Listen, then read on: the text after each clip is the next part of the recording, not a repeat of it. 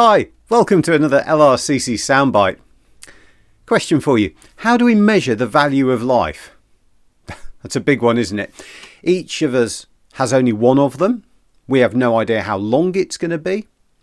We have no idea how it might end. Although we can be pretty sure that one day it is going to end. We all go through different phases in our lives.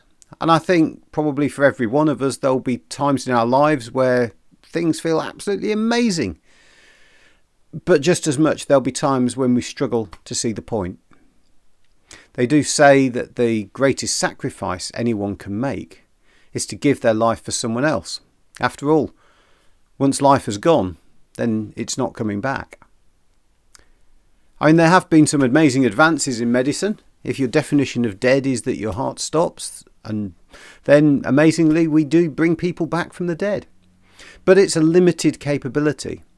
There are only seconds and minutes in which we can make a difference.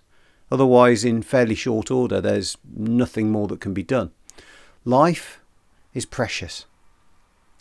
As a Christian, I believe that God is the one who gives us life. So for me, there's more going on than just a biological machine that operates for several decades before it wears out.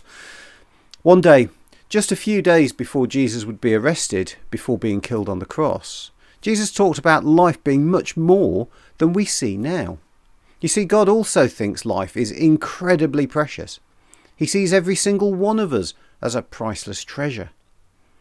He also created us for much more than this physical life that we have right now. He created us with the intention that we would live forever with him. So what went wrong?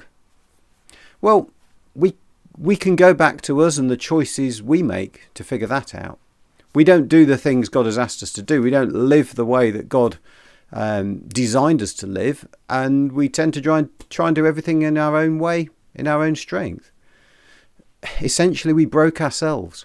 The perfect humans we were supposed to be no longer exist because the things we do separate us from God.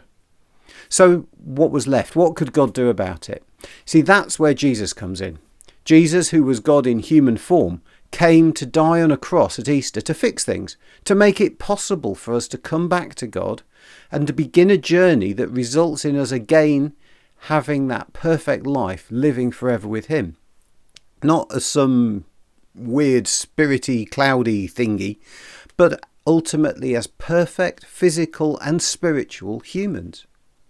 Now, we're going to need to wait for all that to happen. But Jesus demonstrated that it was coming. When he rose again from the dead at Easter, he had a new physical body. It was recognisably him, but it was new and different. It was perfected. The price to achieve it for us, though, was Jesus' death 3 days before. Jesus explained it like this. He said, think about a seed, a grain of wheat, if you like. If you do nothing with it, it remains just that, a single grain of wheat.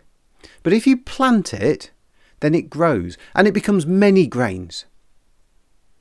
But when you plant that grain, it doesn't stay as it was. It doesn't stay as a grain.